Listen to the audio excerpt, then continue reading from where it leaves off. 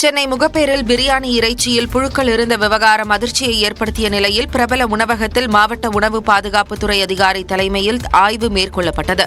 முகப்பேர் பாரதி சாலையில் உள்ள தனியார் உணவகத்தில் பிரியாணியுடன் பரிமாறப்பட்ட நல்லி எலும்பில் புழுக்கள் இருந்த வீடியோ பிரியாணி பிரியர்களை அதிர்ச்சியடைய செய்தது. உடைக்கும் போது பார்த்துங்க, இது என்ன சார்? என்னது சார் இது? சொல்லுங்க, என்ன சார் இது?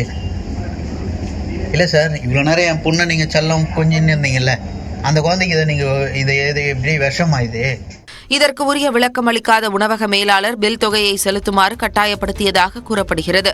இது தொடர்பாக உணவு பாதுகாப்புத்துறை அதிகாரிகளுக்கு பாதிக்கப்பட்ட வாடிக்கையாளர் புகார் அளித்தார். இதையடுத்து சம்பந்தப்பட்ட உணவகத்தில் திருவள்ளூர் மாவட்ட உணவு பாதுகாப்புத்துறை அதிகாரி ஜெகதேஷ் சந்திரபோஸ் தலைமையிலான குழுவினர் ஆய்வு மேற்கொண்டனர். உணவகத்தின் சமையலறையை ஆய்வு செய்த அதிகாரிகள் தயாரித்து வைத்திருந்த உணவுகள் மற்றும் பதப்படுத்தப்பட்ட உணவுகளின் மாதிரிகளை ஆய்விற்காக சேகரித்து சென்றனர்.